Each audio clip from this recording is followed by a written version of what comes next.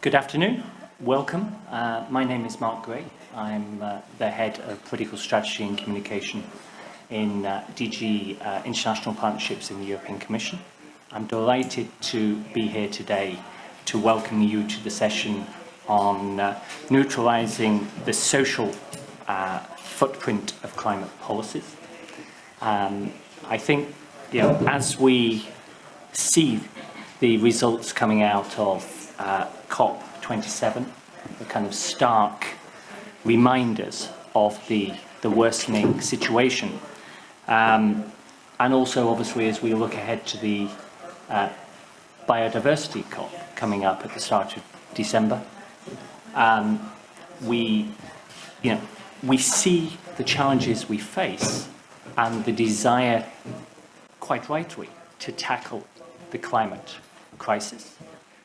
We have seen both the President of the Commission, but also the Secretary General of the UN talk about a climate highway to hell. That's, of course, the focus. But the real question, I think, for this session is, what does that mean in terms of the tension, the impact between the benefits of climate policies, particularly in terms of adaptation, especially for nature, but their social repercussions. And I think the real focus we want to talk about today is that social impact. What does it mean in terms of how our climate policies are impacting on the most vulnerable in society? I think we heard yesterday in the session hosted by President Macron, just the sheer scale of the food crisis that we're going to see next year and the impact that will have on those most vulnerable and, in particular, of course, poverty. So I am delighted today to have some of the most eminent people in this area, and I don't often say that, but I'm really delighted to have 6 speakers with us today. But I also want to very much welcome you, because this session is not just about 6 speeches, and I really want to make this an interactive session. So I will be tough on my speakers to be extremely short. And I really want to open it up as much as possible.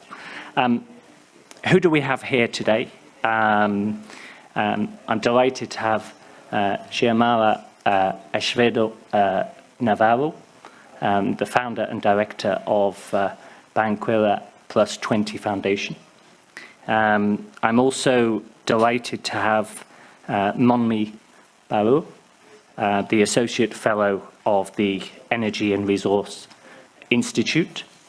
To my left, I'm very delighted to have Ashwin. I knew we were laughing about names, so I know I'm going to mess this up. Ashwin Shedaz, more or less. So I'm delighted to have you here. I'm also very happy to have Amira Kilara, the Senior Project Director of Intermediate. I also have Santiago Lefebvre, the CEO and the founder of Change Now. And also, to my left, Christelle Noiseur, the Associate Director for the Climate Pathways Project at the MIT. So delighted to have all those speakers. But again, as I said earlier, we've got quite a number of you that I really also want to hear from. But I'm going to begin with a question actually to Santiago, if I may, which is to really ask you how might there be a tension between the benefits of climate policies for nature and their social repercussions. In particular, what could be their impact in terms of poverty levels, inequality, conflict. I think we all see, and there were some many examples cited yesterday. So if you could just talk a little bit about that as a kick-off. Thank you. Sure. Well, thank you very much, Mark, for this great question. Just before starting, let me introduce myself just quickly so you know from what point of view I'm talking. I'm Santiago. I'm the founder and CEO of Change Now. Change Now is a social enterprise that has been created in the aftermath of COP21 to really gather together all those who are really doing on the ground actions, solutions, innovations, and to answer the question of okay, we have targets, but how? How can we really implement solutions so we reach those targets? And Change Now is organized as a global event. And now, after 5 years of existence, we are the world's largest event of solutions for the planet. We gather every year here in Paris 1,000 solutions and 30,000 participants from private sector and institutions, universities, scientists, artists, everything. Our vision of the issue, and this is good because we're talking about multi-crisis here, is that actually we have to solve on what we are doing, at least 4 equations at the same time. We have the first equation, which is the one of climate. Climate is pretty understandable today. We know that, and we know how to calculate it, then we really need to move forward on the solutions. But the thing is that we have also to care about biodiversity. This is a first interconnectedness. Then we also have the crisis of resources. How can we just reduce our consumption so we are entering planetary limits and don't consume 2 planets every year? And the fourth element, which is the human factor, as we call it, we haven't found yet a better word, but this is how can we make this transition inclusive of anyone? And also how can we change the mindset and values of people behind the institutions, the systems, and our societies. So this is really just to underline first the interconnectedness of everything. So we are talking here about systemic change. This is a systemic change we need to know to do. And sometimes the issue we have with systems thinking is that we believe that systems are processes, are numbers, statistics. But in reality, systems are ruling people's lives. And this is something we really need to have in our mindset when we are creating policies. And education, I think, is maybe the key factor in this deviation, is we really think that numbers are super important and that they count more than people and nature in the end. And there's a sentence saying, not everything that counts can be counted, and not everything that can be counted counts. And I think this is just something we need to come back to sometimes. This is the first one thing I wanted to say. I will go quickly. I know that we're in 2 other elements very quickly. We need to think about this at 2 levels. The first one is international level. There is definitely climate injustice and climate inequalities. But there's also this same climate injustice at the intranational level. Okay, so what I've seen on this is that we really need to move forward towards solutions and policy, climate policies that start from the smallest level of granularity. This is how we can really make policies that take into account the biggest differences between people. And the last thing is that also we need to think about the base of calculations of what is a social impact, because we have social impacts in the short term, but I think that the most unbearable inequality we can have is the health inequality. And now there is more and more science and scientific proof that there is a link between climate change and health issues. And so I guess if we manage also to take that into account from now, this also changes a bit the definition of social impact we can have in those policies. Thank you.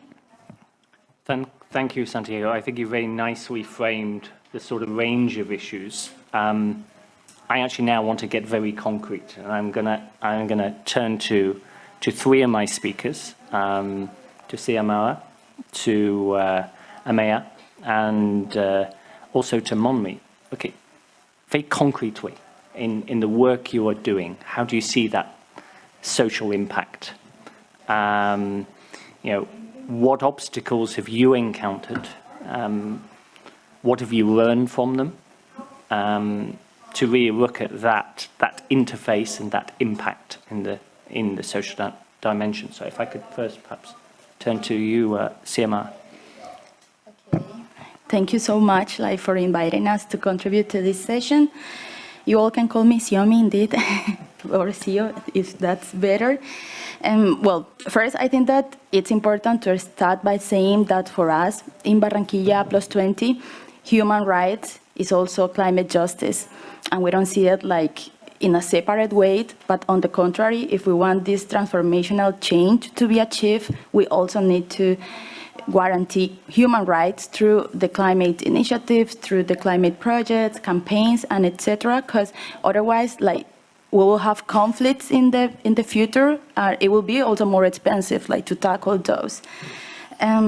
We also know that climate action and its impacts are falling in a disproportionate way for those that contributed the least, especially women and girls, who, according to UN, we are the 80% of the most displaced people around the world because of climate impacts.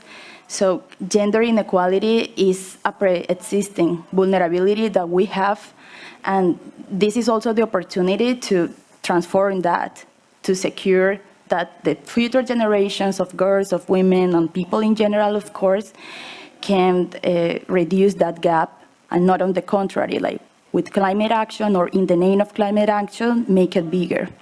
So it's also a sustainable and a climate justice initiative to invest in women education, in women leadership, because that will help to secure this planet. And that's what we also see in our experience in Colombia, in Latin America, where most of the women are fighting in the front lines, working in the front lines, securing, defending territory, resources, but we are not represented in COP, for example. In the COPs, I've been part of several COPs, fortunate for that also, and it's you see why maybe climate action is still an issue, because we are not represented fully or even in a balanced way. And that's a reality, of course, that I think that we should transform, because otherwise the planet, the people, there will not be prosperity, as all these goals.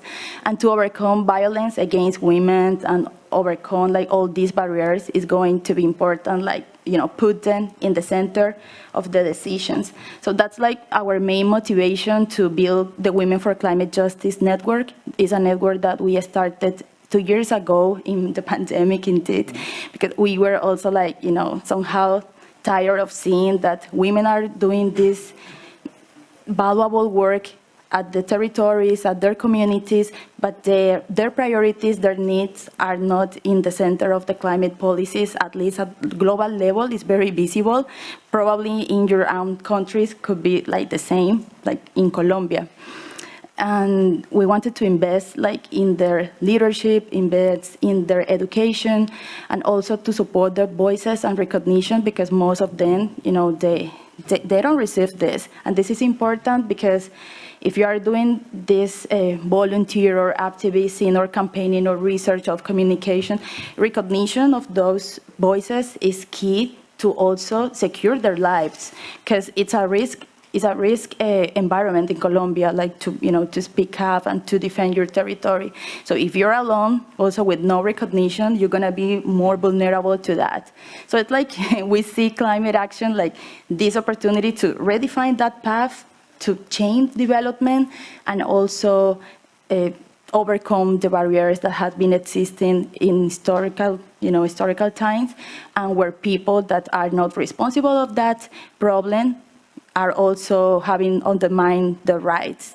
So climate justice, also human rights, and gender justice all have to be together. So we also secure this planet for this generation and future ones. That's what we do. That's Women for Climate Justice, and you're all invited, of course, to support. And we can speak more about this later. Thanks. Thank you so much. Thank you for really interesting interventions. If I could turn first next to Amaya to give your perspective. Yeah, thank you, Mark. Great to be here. So I wanted to talk about, the topic said the negative social footprint of climate policies. And I think what I wanted to focus on was what is the possible positive social footprint of climate policies? And, I'm here not a climate expert. We are people along with my colleagues Tahir and Olivia. We're here presenting a joint environment venture for South Asia. We're all people who come from the peace building field. And we've been working with environmental partners to launch a new platform for environmental collaboration across some very difficult borders in South Asia. And so I want to just focus my intervention on why we think the climate matters to peace and why peace matters to the climate. And it's almost like looking for a left field idea to solve two very difficult problems in our region. So, first of all, what is the idea in itself? We are sitting here, a lot of people from the EU, and I think the idea is very much the same. Can South Asia be one region? And I know that there are many alternative visions, or, very nationalistic narratives and so on all over the world, and our region is no exception to that. But can we really start imagining this as one connected region? The highest battleground on Earth, the Siachen Glacier between India and Pakistan, is also one of the biggest sources of river water for the entire region. It feeds most of India and Pakistan. And this is a shared resource. A lot of the floods and a lot of the droughts and a lot of the problems originate there. And the conflict has actually made this one of the world's biggest garbage heaps in recent times, unfortunately. Similarly, we have air pollution. Our initiative focuses on Punjab and air pollution across this border. Again, the border exists, but the smoke physically is traveling from one part of the region to the other part of the region because there's no way to actually stop it. And on the flip side, what we have is the environmental solutions that we are coming up with are just not good enough because you can't solve them on one side of the border. If you have a flood with the river that originates on one side of the border impacting the other side of the border, you need early warning systems that can that can exchange information across. And this is one of many, many examples like this. So I hope I've done at least a little bit to set out what the problem is. Now, what do I think we should be doing about it? We have here people from civil society, from the EU, from other agencies. I think at a policy level, we've started that journey of making this connection between the environment and peace building. The EU has new policies on environmental peace building. It's a growing area of interest. Many national security policies exist. Pakistan has a new national security strategy, for instance. The US just came out with a new national security policy, and they're trying to, again, look at security from a wider perspective. So can we understand security in terms of human security, environmental security, food security, and so on? I think from our experience, these are still conversations that are happening in the margins. They're not really driving security decisions at the moment. But again, I think in forums like this, we need to at least envision a different future where these are the mainstream conversations that are driving policy decisions all over the world, including in South Asia. In practice, I think we can be doing three things better. And that's what our practical experience of working in South Asia has taught us. The first, I think we need to be really creative and bold in exploring new partnerships. And that's what we're trying to do with our initiative. We're trying to work with environmental organizations. We're trying to work with business leaders. It's not always comfortable. It's difficult sometimes to have people in the same room who come at it from completely different perspectives. Like try having a politician and an economist talk to each other, and you'll know, multidisciplinary conversations are not easy to facilitate and coordinate, but they're necessary. I don't think we have a choice. We've got to do that better. Second, I think we need to start, again, investing resources in a way that makes these alternative visions and narratives actually powerful. I think sometimes there's this almost civil society, and you're talking about these alternatives, it's automatically less powerful than, the big boys with the guns making the decisions in the important rooms. And I think that just has to shift because the big boys sitting in the big rooms doing their thing is just not actually working. It's failed. It's failed all over the world. It's time. This has to actually shift. And the first way to shift that is put resources into these alternatives. So environmental diplomacy is, again, we've seen it within US and China and COP. It's possible that you can have conversations that aren't happening otherwise through the environment. Invest more in that. Invest more in that. And I think South Asia needs this. It needs new, creative, powerful tools of diplomacy that we don't actually have, we aren't exploiting at the moment. And finally, I think it does boil down to how we think about resources and how we spend resources. And I think here, again, we just need to be collectively better about having dynamic, flexible resources. So, we often get asked, so are you a peace-building initiative or are you doing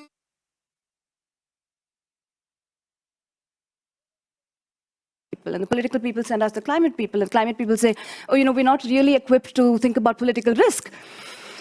So, and this is not to call out anybody in particular. It's a problem that exists within each of our organizations. We tend to think in silos. We tend to work in our own little comfort zones. And I think the problem is so pressing, so urgent that we can't afford to do that anymore. I'll stop there, Mark. Thank you so much. And I have to say, the comment on silos very much resonates. I see it in our system. I see it in all the way we approach development, the way we approach climate, the way we approach finance, put these in our trade, we put ourselves in our little blocks.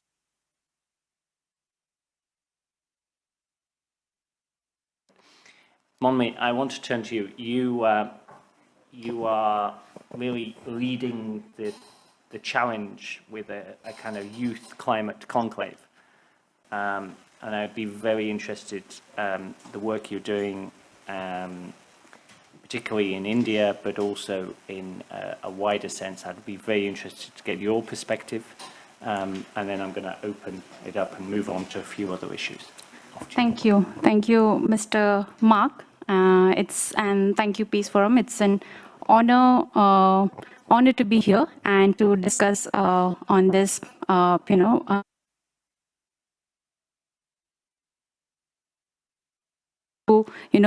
believe it, and I do agree with Ms. Amaya.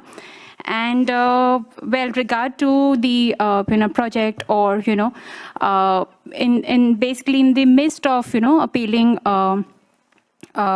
increasing appeals of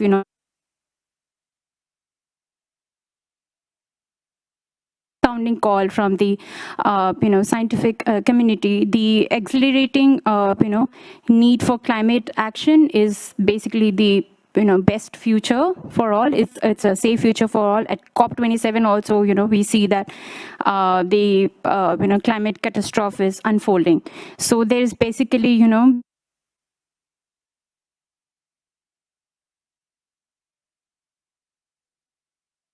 it. And the work that we do, it's basically we believe that TERI, the organization that focuses on the initiatives on the climate change education that is run through by a youth network, and where we try to discuss and deliberate issues on climate action, and that internalizes into thought process and action, and where we do believe that youth has an important role, and they play an role in creating awareness on environmental and sustainable issues. And so we bring forth the youth, and that is how, in this regard, YCC, that the Youth Climate Conclave has been implemented to engage youth in an action-oriented learning, and followed by capacity building.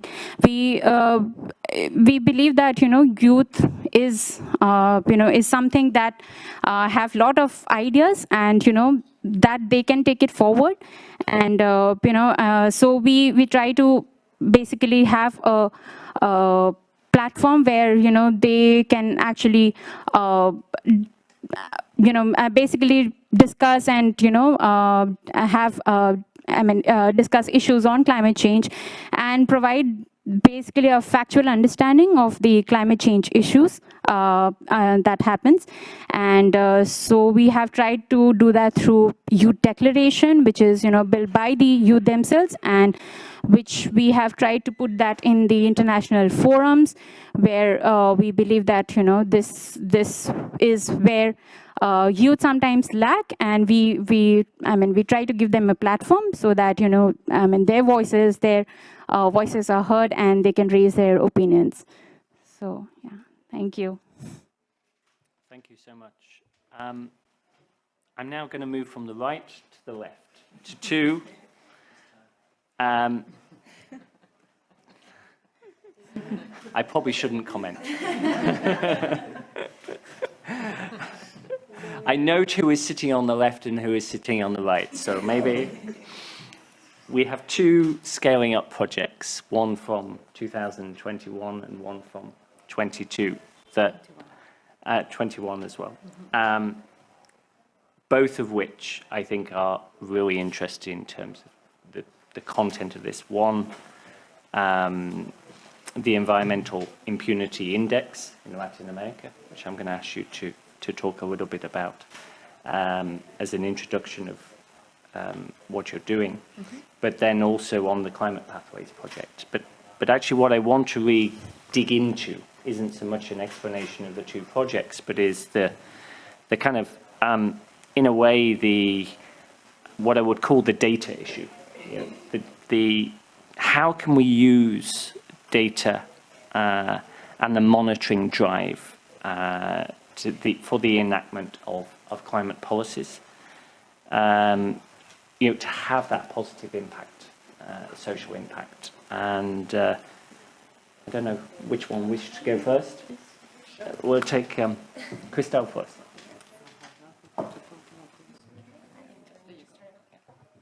Okay, thank you.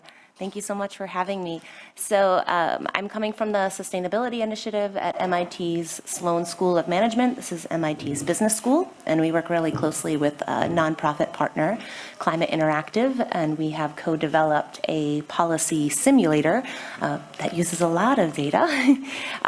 And we use this tool to help decision makers in government, business, and civil society test out what they would like to do in terms of policy before, hopefully, they actually implement it. So much in the way that if a pilot is in training to become a pilot, we all want them to spend some time in a flight simulator before they fly us in a plane for the first time. This is what we are trying to do with policymakers. And so we use data. There's ways that we can use data currently, and then there's gaps that we still need to fill. And so we are able to use our En-ROADS climate simulator, which some of you in the room today have come and played with, and we hope more of you will come stop by and play with yourself. And this is something that anyone can use, freely accessible online, to go in and test out different policies and see the impacts globally in the energy and climate system. And our project puts this in front of, now to date, over 1,500 decision makers. And we challenge them with the simulator to reach the goals of the Paris Agreement. That's the goal by the end of their workshop, whether it's one-on-one or with a group of decision makers. We get them there.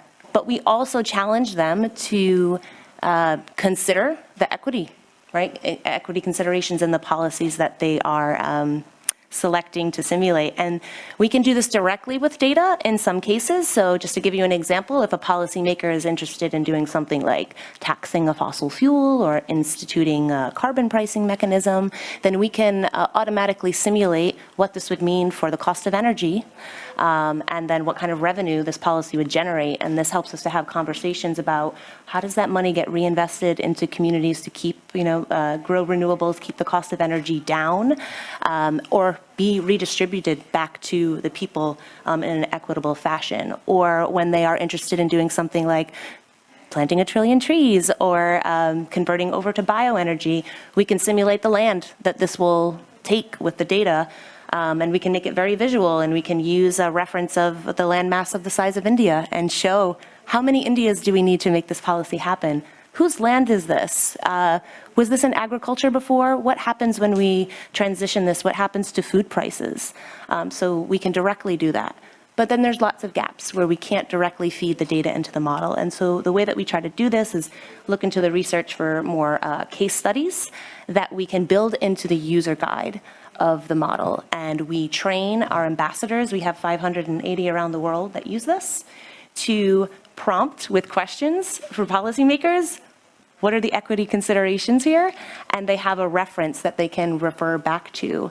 And we build these equity considerations into all 18 of the policy areas that we allow the decision makers to simulate. Similar to what you said, Amaya, we do this too with co-benefits. What are the positive co-benefits that have nothing to do with climate that would make this policy make the world a better place, right, and help solve social problems? So we do that as well. The final thing I'll say that we are able to do now is also have conversations about what is the high cost of doing nothing if in the absence of policy, and how are those effects disparate. So we can simulate different economic damage functions. We can see what this does to the world gross product. We can see what it looks like in comparison to what happened with COVID, and then what's coming with climate change. And then we can look at impacts regionally and locally, things like additional deaths from extreme heat, or local sea level rise, and really show how this is very different in different parts of the world to help generate more of these conversations. So we can do a lot, but there's still a lot more we'd like to be able to feed directly into our model.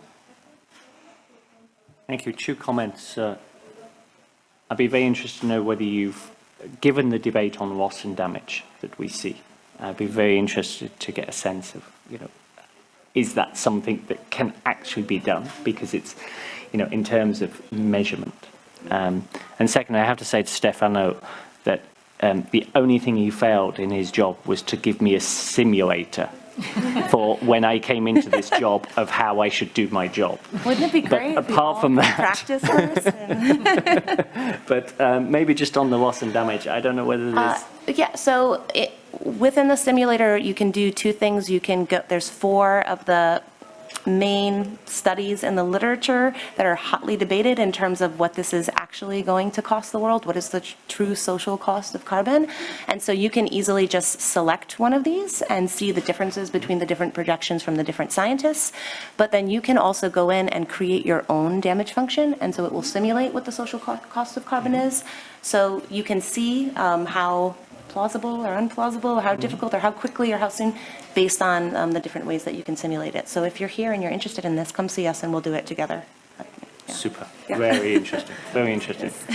Susan, this is really an area I know you're working on the data angle intensely. I'd really be interested to know your perspective on this. Thank you so much. It's a pleasure to be here and sharing this table with such interesting, amazing work that is being done. So thank you so much for this opportunity. Considering data and how it's actually useful for climate policies, what we've encountered and what I want to convey today is that climate justice cannot go on without data. Why? Because we need to know where we're standing to know where we're going. If we don't know that, then how are we going to take even the first step to go somewhere? No, and to know where we are, we need our governments to transparent and open data and report on data. That's one of the issues that we faced in the Environmental Impunity Index, of course. But why is this important? Well, it is important because once you are actually monitoring something, you're acknowledging it exists, first of all.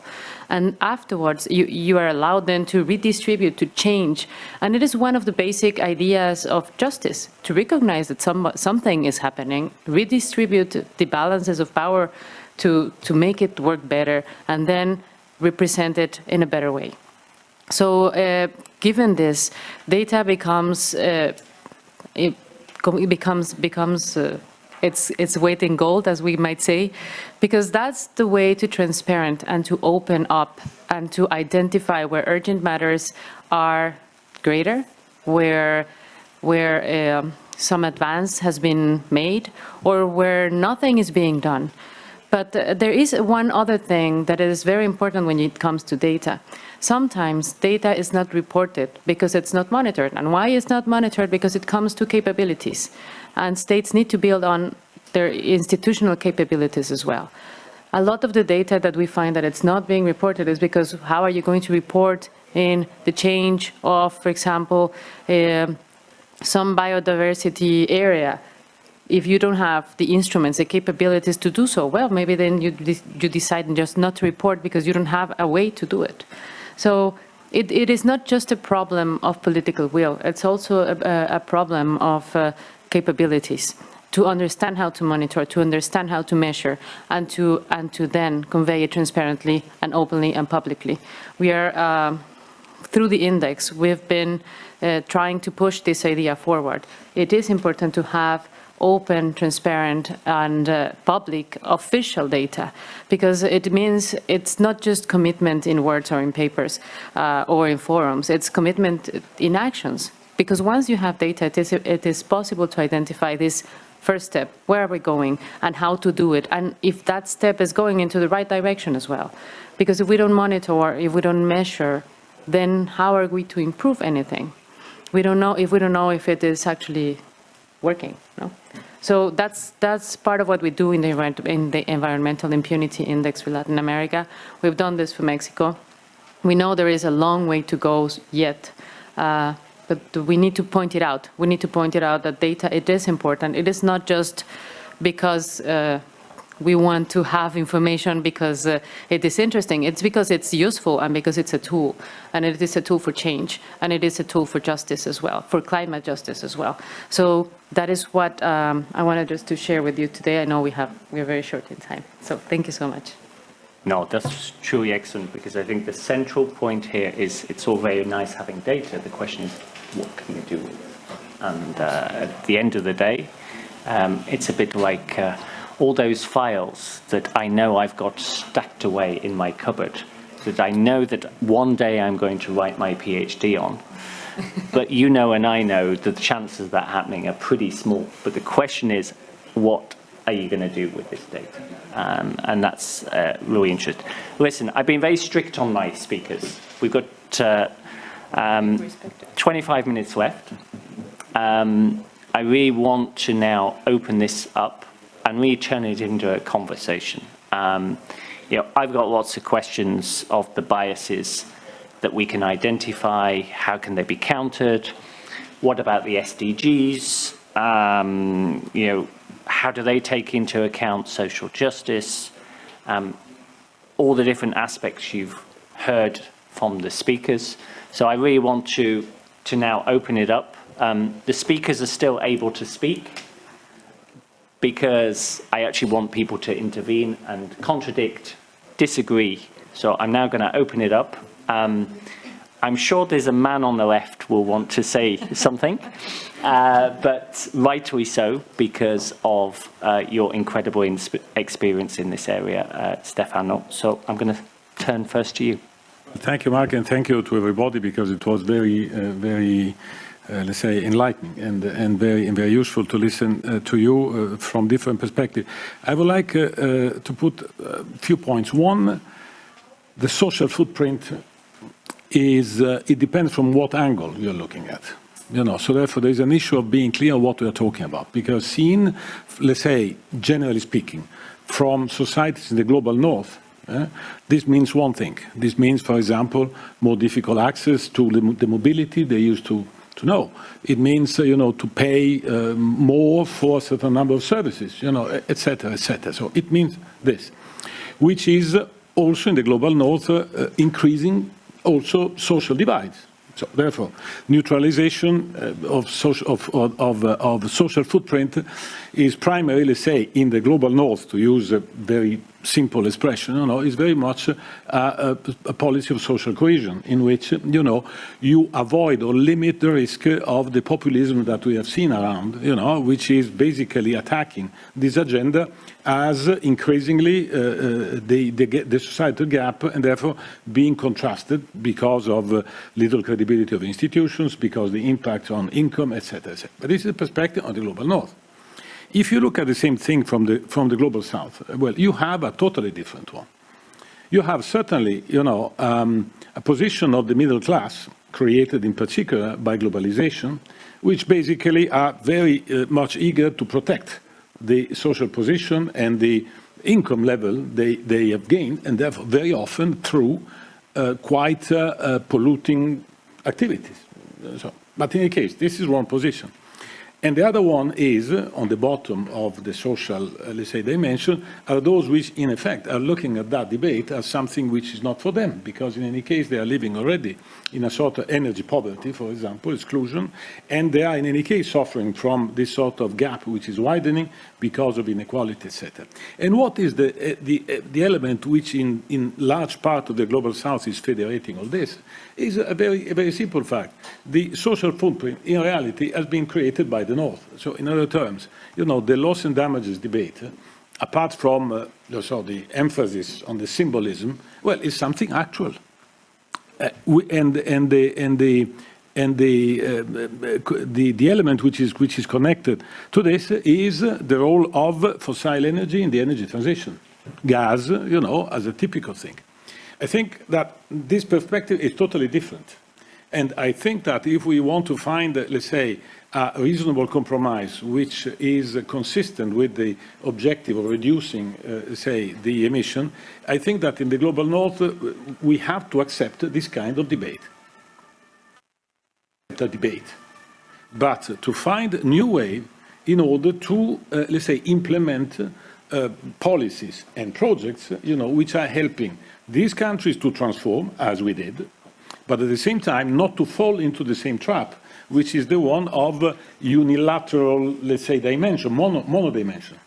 Now, so therefore, this is something that we are far from doing it. I mean, in the COP27, it is on the agenda, has been in the agenda, but little things. It must be done. But, and this is crucial, because otherwise, there will be rather a sort of a unified position against the North, instead of looking at the real problems, which is not falling back to charcoal, is not falling back to gas exploited in the wild, but rather to utilize this in a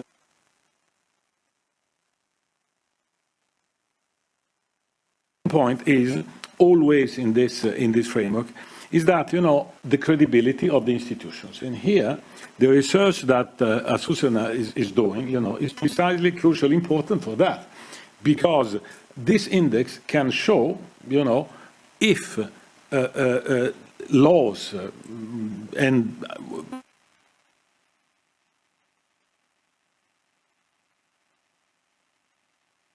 to have knowledge, to have data, and to offer some possibility of having a better governance, which is essential condition for the credibility of whatever policy is done in order to, let's say, roll over this kind of, let's say, risk of populism, which will have a crucial impact in social terms in the society of the South, which inevitably widening even more injustice and, inequalities, and at the same time creating a sort of common alibi in political terms that in any case there is no alternative. There is alternative. It's a different policy mix.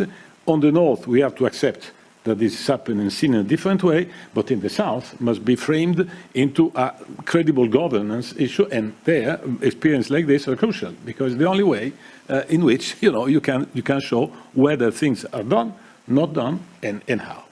This is my point. Thank you. No, excellent points. I think this, the whole question of the debate north-south, I mean, we see in Senegal, perfect example on energy, you see the narrative and a perfect example of that, but also coming back to the importance. Okay, who agrees, who disagrees? Let's open it up. Comments.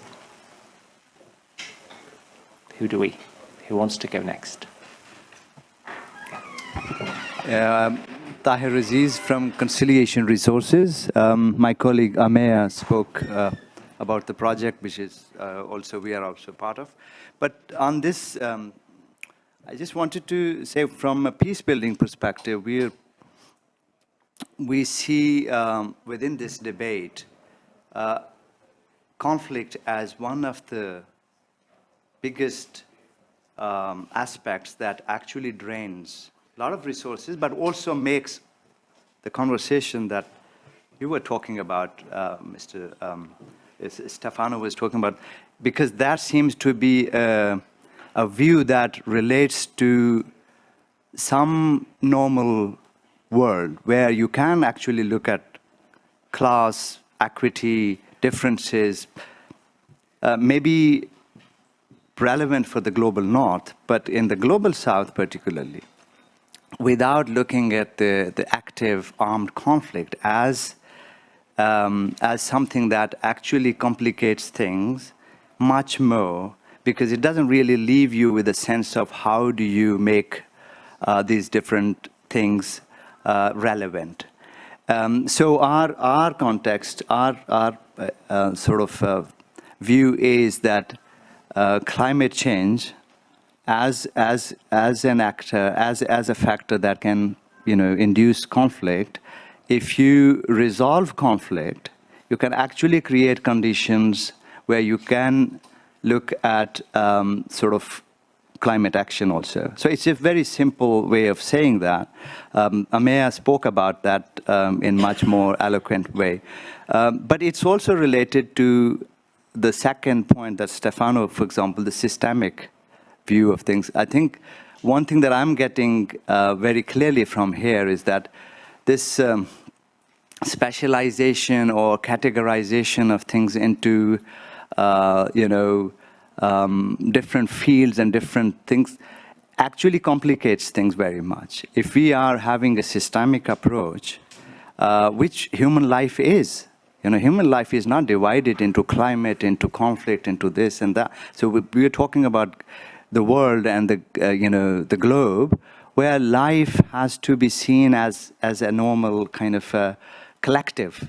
Somebody spoke about the collective action. So from that perspective, I think looking at things not from silos makes it much more sort of accessible to the people that we are talking about. And I think one of the difficulties is that this sophisticated conversation and the policy making is, of course, necessary, but it takes huge amount of time for it to trickle down to the ordinary life, particularly in the global south, and where the active, in most part of the places, is active conflict going on. And just to relate this debate with what is going on is a very tricky subject. So what we do, we take the view that, look, it's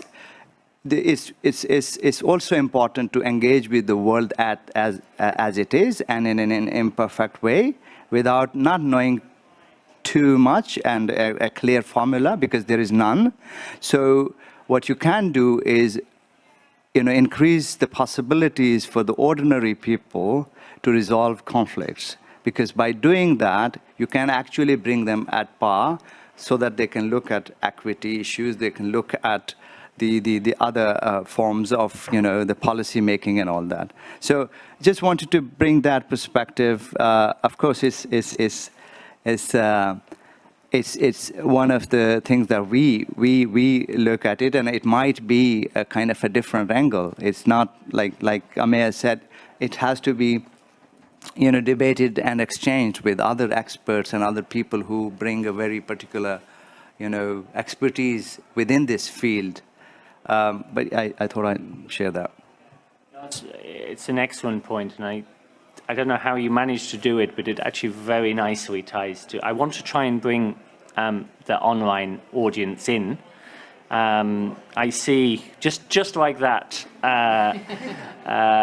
We have Dr. Gracian Chimwaza, who is the executive director of the Information Training and Outreach Center for Africa, and it's very interesting just drawing on that point of, how does this trickle down, and who are the key actors here that we need to really involve on the adaptation, adjustment of our climate policies. I'm very struck by the whole question of even our title about neutralizing. Can we neutralize something, or can we reduce? But who are the key actors here that we need to involve? So if I could possibly bring in Dr. Chimwaza, to say a few words from your perspective. Thank you very much, Mark, and I hope everyone can hear me. I'm based here in South Africa, and I am working for an NGO, like you indicated, Information Training and Outreach Center for Africa. But also I am involved as the chair of Research for Life, which is really focusing on ensuring that the access to information, especially scientific and social sciences information that is largely behind the paywalls at the moment, needs to be accessible by the researchers, by the public, and of course, by the academics, so that we in the Global South can meaningfully contribute our innovations and also work with our policymakers so that they can access and know what is happening in other regions and have the evidence to be able to formulate the policies that would contribute to issues to do with climate change and also issues to do with the access to the research that is currently available. Many of our researchers work with very limited information, and they also need the data so that they can work with the evidence to access this. With the Research for Life initiative that is already being led by 5 UN agencies, WHO, FAO, UNEP, WIPO, and ILO, we are seeing that in the last 2 decades, this opening up of this information has contributed to the work that the researchers are doing so that they can contribute their innovations, especially in the environment and climate access and the change in information. I can give you an example of the recent initiative of making sure that we have equitable access to information, which is crucial for the low-income countries to better formulate these policies. At no time in the history has public access to complex knowledge and information, especially in international law, been more important for us to access this information. For example, the initiative that is working with Research for Life at the moment by ILO and the International Chamber of Commerce, ICC, and also the international law database that is provided by Jus Mundi, is making sure that all our researchers have got free access to global knowledge, international law, and in arbitration so that they can contribute to this information. So I would like to see more opening up of this information that is behind the paywalls coming in so that our researchers can meaningfully contribute to this debate internationally so that no one is left behind as we work towards this. Thank you, Mark, for this opportunity. Well, thank you to you, and I think it was a really crucial part of the debate, and I think you very eloquently set out the challenge we face.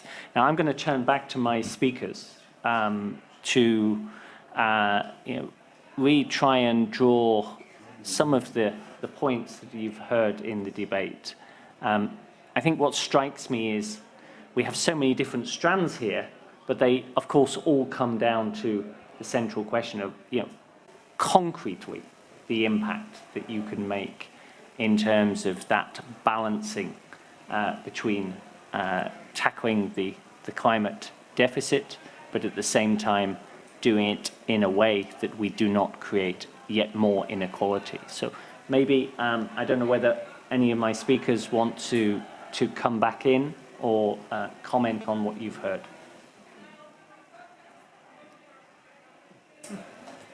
If not, yeah.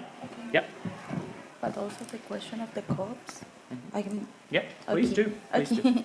No, because we also have one question that is related if COPs are the best venues for driving change, and I was tempted to say that I wouldn't call it the best venues, because I think that indeed the best venues is our territories, our local places, because these discussions are having taking place in the big spheres, international spheres, but climate action needs to be incorporated in our values, in our culture, in our practices, if we really want to, make the shift that the planet is demanding.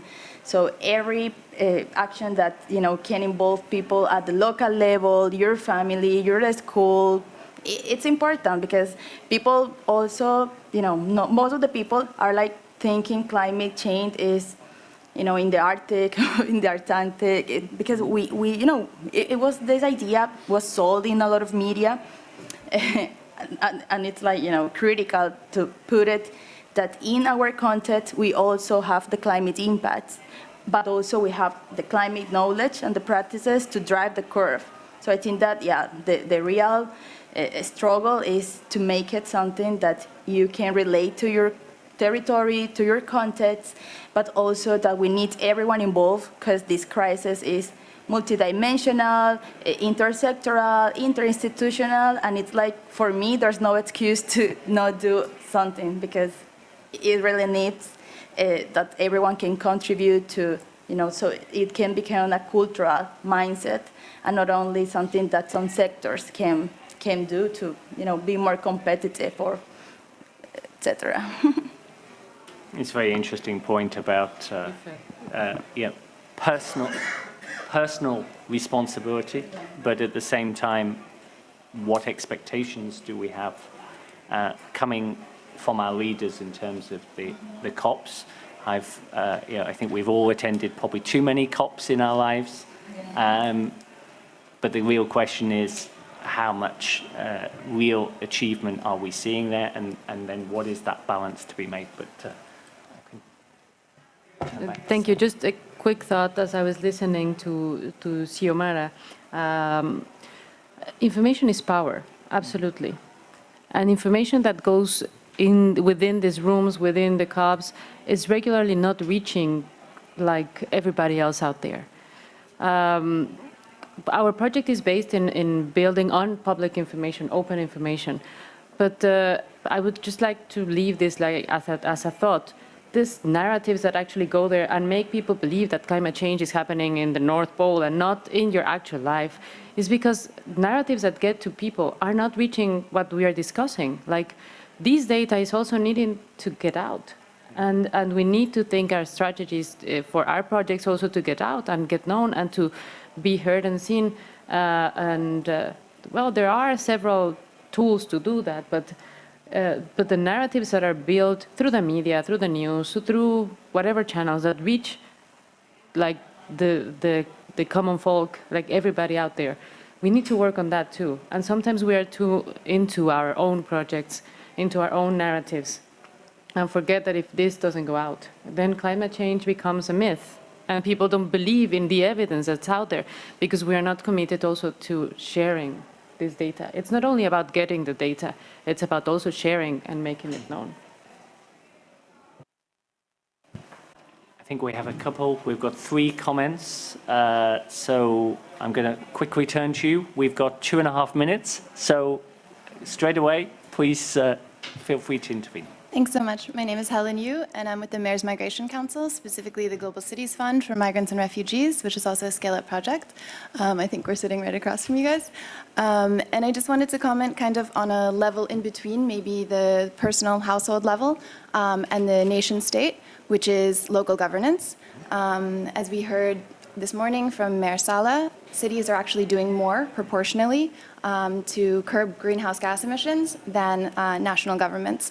And I think this is really critical to raise both on the policy side, but also on the practice side, as Amaya was mentioning too, because projects like the Global Cities Fund and the cities that we work with can actually implement change that both works on tackling climate change, but also focuses on the human dimension, which I think cities are often much more in touch with. And not only cities, I mean civil society organizations, refugee-led organizations, universities, but cities especially are, at least democratically elected officials in cities actually have the responsibility to their citizens to include them. And that doesn't just mean citizens, all residents need to be included in this. And projects, for example, like the project that we're starting in Arua with Arua City, will be establishing the city's first municipal-run recycling plant in the country, but actually employing migrants and refugees to do this. So I think really bringing all people on board into initiatives at the policy and the practice level is really key. And let's not forget local governance in part of that. Thank you. Thank you. It's a very essential point. But if I can just move on. Thank you very much. Jeanne Bascola from the International Association Climates. I would like to come back to the idea of the myth of climate change, and I really agree with what you said about changing the narrative, because all the narrative about climate change is about having the power to change something. And we at Climates are working on this narrative with the youth and giving back the power to the youth and giving back to the youth the impression that the youth is heard and the youth has the power to do things. And I think that changing a narrative is really a central part of this. Thank you. Thank you very much. Thank you so much. I've got a final comment here. I've also got Amir wants to come in, and we're over time. Wonderful. So I will be 1 minute each. I will be very quick. Thank you very much to all the speakers. It's been fascinating to listen to you. And I'm also here with my colleague, the founder of Jusmundi. Jusmundi is an open data platform for international law. And what we find is that we host treaties and all sorts of international law information. And we're finding that more and more each month, more and more people access that open database. And so I just wanted to comment on the common thread running through everybody's presentations today, which is getting the data to the people. Good governance is only possible if your people and populations understand why you are doing that particular public policy. And I particularly enjoyed Crystal's presentation, because with the data you can then package it up and make people understand that. So getting the data to the people is probably one of the key sort of outcomes that I'm taking away from this wonderful session. Thank you very much. Thank you. I am going to give the final word to Amir in a second, but I just want to pick up on that point. We spend a lot of work. What I'm doing is, how do we communicate this data? And of course the answer is, I'm not interested in somebody from Brussels talking to whoever. I need a local voice talking about why this matters, and in a language that they understand, not just the actual language, but actually in words that people can understand at whatever level. And I think that's an absolutely fundamental issue that we take away systematically from many of these discussions. Amir, you have the final word. And it'll be brief. I just wanted to say, for me, the common thread between the climate and the data and the peace conversations is around narrative. And I think that is the challenge. And I think it's useful to remember that, when we're talking about narratives, there are competing narratives. So we are in an extremely saturated space where people don't want to hear anything else. And so getting the attention of people on these issues and how they're actually much more interlinked than we are programmed to believe. And I think that's what, I think for the next year's Paris Peace Forum, I'd like to see sort of we can bring these issues together. What kinds of narratives do we need to be putting out there, and how can they actually reach the people who need to be the recipients of these? Yeah. And as somebody once said, is there such a thing as disinformation? Because actually, are you suggesting I don't understand? So then you come into the debate about exactly how things are being explained and who's passing that message. And I think, again, it's a different discussion, and maybe one for next year. But I just wanted to say a huge thanks to my eminent speakers, who really, I think, have set out the different strands so nicely, but also to all of you for the different interventions. Thank you so much.